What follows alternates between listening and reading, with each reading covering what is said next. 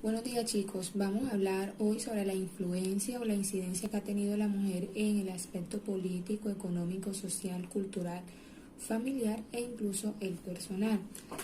Si bien es cierto que desde la Revolución Francesa las mujeres han jugado un papel importante en la historia, sin embargo, su presencia se ha visto invisibilizada debido a múltiples factores. E incluso la mujer se vino a visibilizar en el aspecto político iniciando el siglo XX. Esto se debió a una serie de aparición de los grupos feministas y de unas políticas de género las cuales permitieron que lográramos un avance en este aspecto. El acceso a la educación superior, el acceso a cargos públicos e incluso poder ejercer el derecho al voto. Este último se convirtió en la puerta de entrada a la participación política de las mujeres, aunque se muestra, según datos estadísticos, que esta participación ha sido minoritaria. Es a través de la Constitución de 1991 donde se reconoce la igualdad entre hombres y mujeres a través del artículo 13 y 41 y la obligación de garantizar la adecuada y efectiva participación de las mismas, es decir, de las mujeres, en los niveles decisorios de la administración pública. Solo 3 países han superado el 30% de la participación femenina y ellos son Argentina con el 38.5%, Costa Rica con el 36.8% y Ecuador con el 32.3%. Históricamente, la representación de las mujeres en cargos de elección popular se ha visto limitada por muchos factores, tales como la división sexual, la división del trabajo, los roles que hemos desempeñado en la sociedad, los roles tradicionales, otorgándole a los hombres lo público y a la mujer lo privado. Un ejemplo de esto, como se los he dado en clase, es cuando yo les hago referencia a que los hombres participan de lo público, por ejemplo en el aspecto religioso, son los sacerdotes quien imparten la palabra. Otro ejemplo podría ser los representantes de la rama ejecutiva, en su mayoría son hombres y la participación de la mujer es bastante reducida. Porque históricamente la representación de las mujeres en cargos de elección popular ha estado limitada a partir de la división del trabajo y de los roles que hemos desempeñado tradicionalmente. La conclusión en el aspecto político es que en este ejercicio de igualdad y de reconocimiento de los derechos humanos de las mujeres, porque ante la Constitución Política de 1991, que se caracteriza por ser un Estado social de derecho, nosotros somos iguales sin importar la religión, el sexo o tu orientación política, entre otras. Las representantes de las mujeres en las diferentes instancias del gobierno colombiano tenemos algunas mujeres muy influyentes. Al hablar de mujeres en Colombia y su participación en temas coyunturales es hablar del avance que ha tenido la República desde su independencia como sociedad y como nación.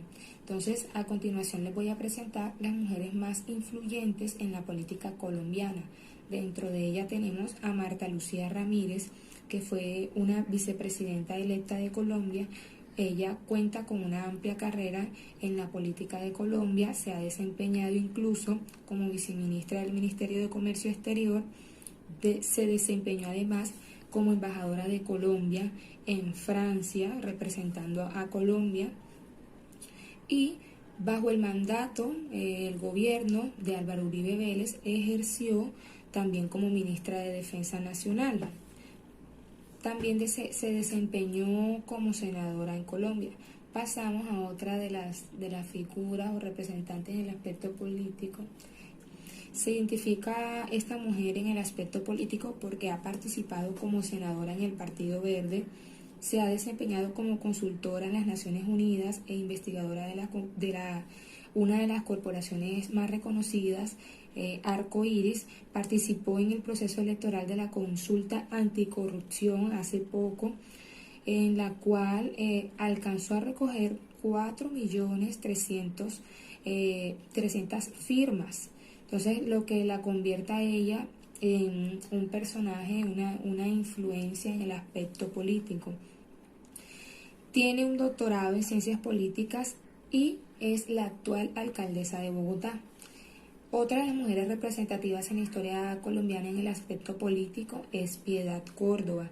Ella fue una ex candidata a la presidencia que dio inicio a su vida política en 1984, cuando se desempeñó como subcontroladora municipal de Medellín, lo cual le abrió las puertas en este aspecto. En 1988 fue elegida por medio del voto popular como la concejal de Medellín. También fue senadora en el 94, es decir, hace 26 años, y se reconoce además por haber participado como facilitadora en los acuerdos humanitarios en el 2007. Las mujeres también nos hemos identificado o nos hemos visto desempeñado en el espectro económico, aunque con dificultades. Si podemos observar en la imagen, se hace una diferenciación aquí, en donde evidenciamos techos de cristal, escaleras rotas y pisos pegajosos.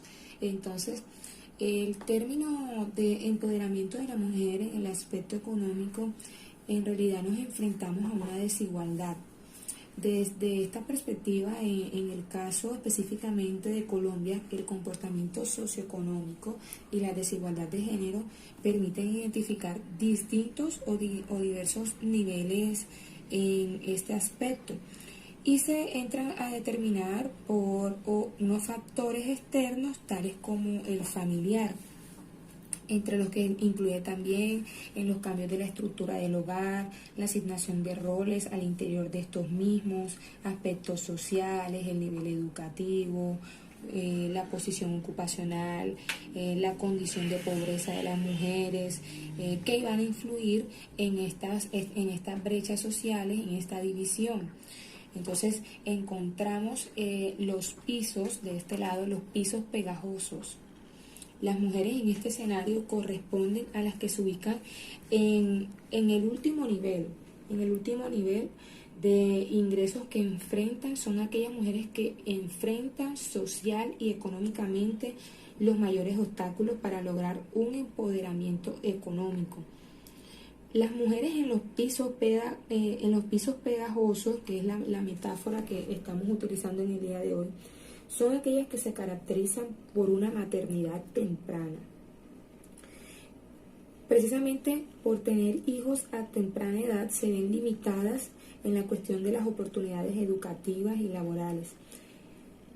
Entonces se enfocan en poseer trabajos domésticos, se enfocan en cuidar del hogar, y esto es una labor que no es remunerada. Y por ende se van a ver con una mayor desigualdad o brecha frente a los hombres, porque la responsabilidad es 100% de la madre. Bueno, ahora pasamos al primer nivel, que son los techos de cristal. En este escenario se destacan aquellas mujeres que poseen ingresos relativamente altos y que además de poseer esos ingresos altos poseen una educación o un nivel educativo superior. Es decir, las que a pesar de encontrarse en un contexto más favorable, siguen teniendo brechas de desigualdad por la posición económica en la que haya nacido. Luego pasamos al nivel intermedio, que son las escaleras rotas. Entre los dos extremos se encuentran las denominadas escaleras rotas, que incluyen a las mujeres en educación secundaria e ingresos familiares intermedios. Aunque estén insertas en el mercado laboral, las mujeres de este grupo siguen encontrando brechas. Pero para esto, como me estoy fundamentando en un artículo, hay unas estrategias que posibilitan el empoderamiento femenino. Bueno, chicos, son 6 estrategias claves para el empoderamiento económico de las mujeres. Dentro de esas tenemos la primera, que es crear más y mejores empleos, pero generando mecanismos para garantizar el acceso de las mujeres en condición de equidad. Cuando hacemos referencia a la palabra equidad, es darle a cada quien lo que le corresponda. Debemos tener presente de que el hecho de ser nosotras las creadoras de la vida, el hecho de que nosotras tengamos bajo nuestra responsabilidad el tema del hogar, del cuidado de los hijos, pues no nos permite ni nos facilita avanzar en otros aspectos. Entonces, es bajo ese estudio de las condiciones de equidad de las mujeres, es que debemos fundamentar la estrategia número 1. La segunda estrategia dice avanzar en la construcción de sistemas de protección social universal y estrategias de extensión de la seguridad social con enfoque de género. Si bien es cierto, nosotras tenemos una desventaja en el tema de seguridad social, precisamente porque no les mencioné ese ejemplo antes, cuando la mujer sale embarazada, bueno, ya debido a una garantía, a una ampliación en el marco legal en este aspecto, pues en la actualidad, en el siglo XXI, no pueden despedir injustificadamente a una mujer embarazada. Pero a pesar de que se hace ese reconocimiento, hay unas modalidades en términos de contratación de prestación de servicios, por ejemplo, se les coloca una mujer en una modalidad de contrato de prestación de servicios en la cual hay unos vacíos que no brindan las garantías necesarias. Entonces, son estas pues las constantes preguntas sobre los derechos que cobijan a las madres trabajadoras en Colombia. Para evitar pues sufrir alguna vulneración, es importante conocer el tipo de contratación a la cual es sometida una mujer. Aunque la ley exprese que está prohibido despedir a una mujer en estado de embarazo, pero hay unas inconsistencias en términos de contratación que puede perjudicar a la mujer. Encontramos la tercera estrategia, que es contener los efectos adversos de la desaceleración económica en la igualdad de género. Ajá. Cuando hablamos de desaceleración económica, podemos identificar en términos estrictos que las más vulnerables son las mujeres. A medida que la economía decrece o se estanca, el trabajo no remunerado va a aumentar, pero con la particularidad de que las mujeres son las que van a cubrir esta carga. Así existe una mayor vulnerabilidad laboral en las mujeres, pues son las primeras en abandonar o ser despedidas en tiempos de crisis, mientras que los hombres se reduce su participación. Entonces evidencia aquí que hay un desequilibrio. Al analizar la estrategia número 4, donde dice reconocer, reducir, redistribuir el trabajo doméstico y de cuidados no remunerados, hace referencia a las actividades que se desempeñan en el hogar, las cuales no reciben un pago.